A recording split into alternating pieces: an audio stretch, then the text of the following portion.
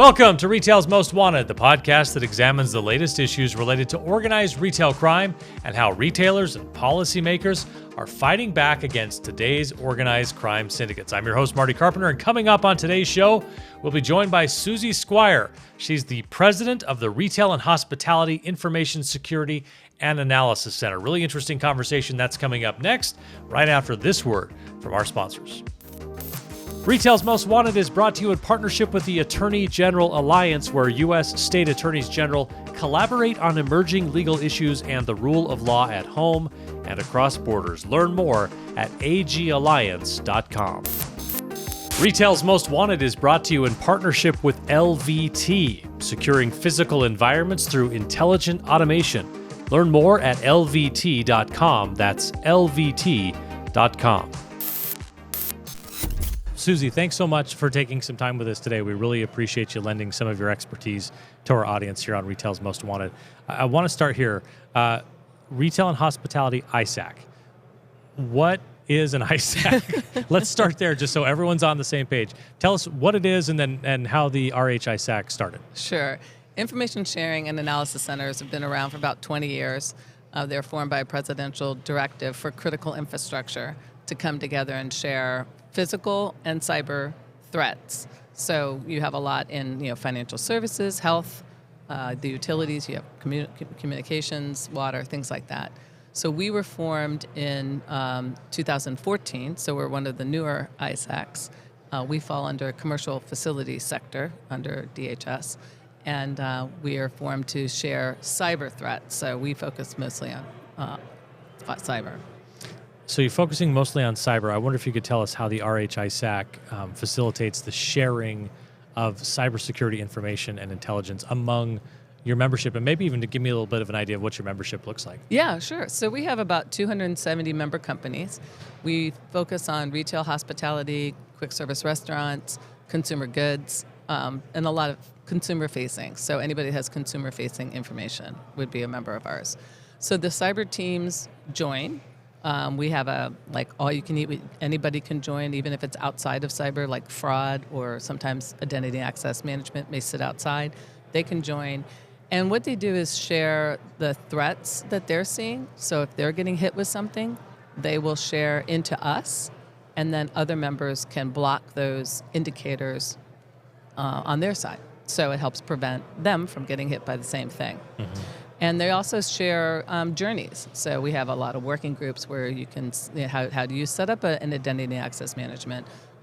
We have one on vulnerability management. How does that work best? So our members share what they do, and it's sharing leading practices and really helping one another.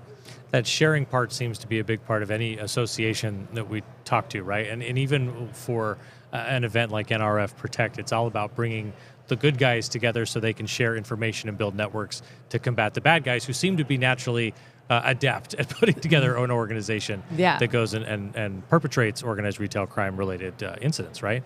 So I'm wondering, could you just give us some insight on the importance of having secure and trusted communities for sharing cybersecurity intelligence, particularly in the retail and hospitality space? Yeah, it's really... trust is our biggest commodity, and it's something that we treasure among our members. And it's hard to build. I mean, we're 10 years old. I helped build the organization when I was with the trade association. Mm-hmm. And it took a lot of time of really in-person meetings first to get to know one another. And, back then it was a little easier to do so. And we did have about 30 companies that came together and the leaders in the retail industry. So, the trust now, it's part of our culture. So when we bring a new company in, we bring new analysts in, they're welcomed and they just feel that trust right away. But I was talking to someone today, if you go into a new community, there's a lot of care and feeding that goes into building and maintaining, and it's something that we do not take for granted. It's something we work on every day. Yeah, when you go to start something like that, there's like a tipping point of getting everyone to feel like, yes, this is the northbound train, this is the place to be, but then maintaining it and like making sure everyone still feels like it's the cool kids party. Correct. Is important. And that everybody's welcomed. Yeah. And building in systems so that as we grow, we don't lose that community feeling. That is what everybody loves about our organization. Yeah. Yeah. You guys were founded in 2014, so coming up on or at year 10 10, year. I guess. So congratulations Thank on you. making it to a decade. That's also been that's corresponded, I guess, with a huge leap in technology.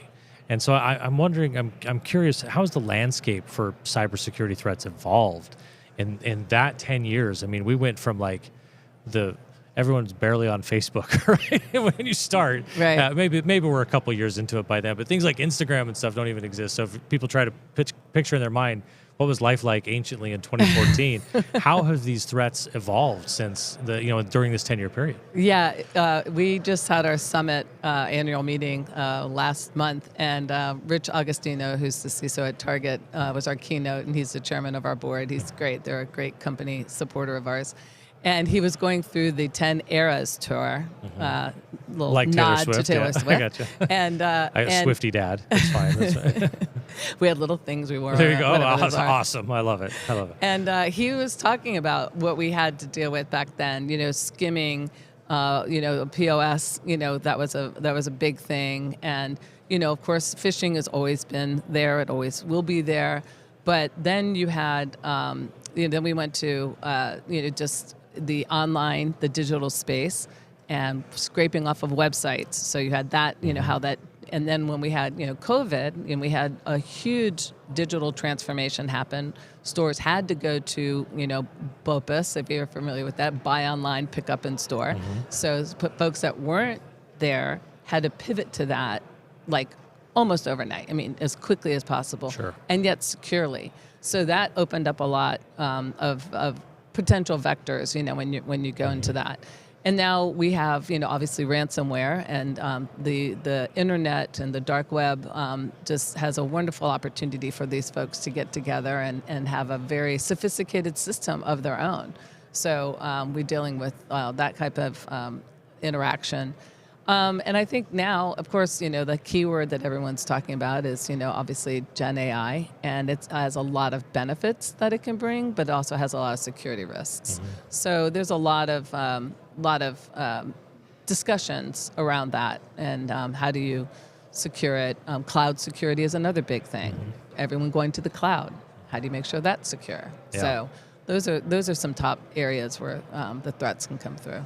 Couple things that you guys do, as I understand it, what I'd like to know a little bit more about. One is automated alerts, and the other are routine threat briefings that you provide for member organizations to help them stay ahead of the curve. Tell me a little bit about each of those and why those two areas in specific. Well, our analysts, we have a great intel team, and they get alerts that from some tools that we use, and they'll see and they'll scrape and see members and non-members. So they'll look to see if there's a retailer or hospitality, a gaming casino or whomever is found on the dark web, or if there's something that they have found that maybe they're vulnerable to a vulnerability, and we'll reach out to them. And we'll just say, hey, FYI, this happened. I can give you a quick win on when that happened. We went out to one of our smaller members, because our members are all different sizes. We have teams of 2, and we have teams of hundreds. And this was one of our smaller ones. And there was found a Microsoft vulnerability that was affecting, and someone was going after them. And we alerted them. They checked. They saw it. They stopped it, and this is a small team, so to be able to get that done that quickly and to save them from a lot worse situation, they were extremely happy, and it was a huge win for our team to feel like they did that. 2014, I think that's sort of Web 2.0, right? And now everyone's talking about AI and how AI is going to change things. I was wondering, as you were mentioning, you went and found this threat. How do we get to the point relatively quickly where AI, you can essentially, a company or an organization can say, I need to use artificial intelligence to go assess my threats in a way that will help me maybe get to be a step ahead of the bad guys? I think so. I think that's the promise of it. The bigger promise, too, is because they are so resource strapped, is how do you get rid of the noise? Can we use AI to eliminate a lot of that so that the team can focus on maybe that next tier up and deal with those instead. So that's kind of the promise of AI, and then also looking at huge amounts of data and finding what what doesn't look right. Yeah. And getting ahead of it faster that way. You mentioned your team that went in and found this Microsoft vulnerability. That's sort of a success story, which is what I wanted to get. Is I wonder if you could maybe talk about, maybe I'm putting you on the spot to come up with a second example. I got one. Another one where you can say, hey, the work that we do went and helped this particular company by doing X. Yeah. It's and this is great sharing from our member companies. So we have a member company who has a fairly sophisticated ability to look into the dark web, because not everybody can or should do that, you know, and obviously you need legal clearances and whole sorts of things before you go into that. And they had found a threat actor working an inside threat on them, you know, so contacting an employee to, attack their own inside. And they also found them going after other retailers or other member companies. And some non-member companies. And so what they did is they came to us and said, hey, we have found this data, this information, we want to pull this group together. And so we did what we call under TLP Red, which is like it's closed doors, it's only that group and it can't be shared. And they showed them and walked through it. And then also helped with like mitigation, like, hey, this is what we would do. This is what we plan on doing. Here's some ideas. And so they work through that. So that's just a great example of how one company, and this one company who I can't name, but they're great about that. They'll help any member company when they find information. And that's who we are. That's what we do. That's our DNA. And to be able to help these people stop something before it even happened was just huge. You look ahead for the next 5 or 10 years. Now we're at 10 years. Let's say you look out the next decade. What are sort of the big challenges for RH-ISAC in the next decade, and how do you think you'll be able to say 10 years from now, boy, we were really successful in the last 10 years? Well, this isn't sexy or anything, but the one thing that I worry about is the fact that, as we grow, how do we not lose that community? Because that is key to who we are, and it's not easy to get back. And when you get to 1,000, 2,000, I can pretty much name at least one person, usually the CISO or the head of all of our member companies. My team thinks that's a very strange gift that I have, and it is, but I do, and I want that.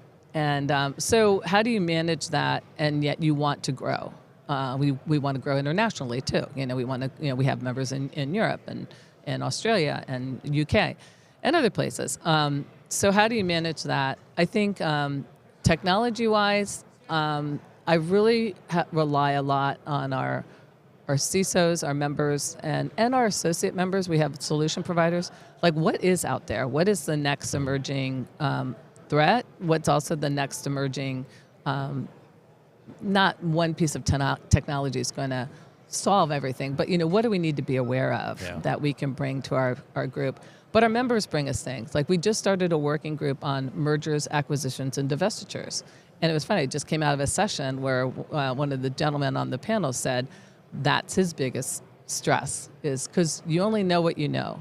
So, it's things like that members bring to us too. It's like, this is something that is a challenge for us. Let's pull a group together where we can share what works and what doesn't work in that. So as long as I have a community helping to lead me along and great people on our board to help, I'm pretty confident that we'll be looking back in 10 more years going like, we're still there. Nailed it. Yeah. Thanks so much for all of the work that you do as part of this fight against organized retail crime and in overall just providing security. So thank you so much. Yeah, it was great talking to thanks, you. Suzie. Take care. That's it for this episode of Retail's Most Wanted. Thanks to our presenting sponsors, as always, LVT and the Attorney General Alliance. Hey, don't forget to hit that subscribe or follow button so you can catch each new episode. We drop one every 2 weeks. We're also on X, LinkedIn, and on YouTube. You can find links to all of that in the show notes below. Thanks for being with us, everyone, and keep up the good fight.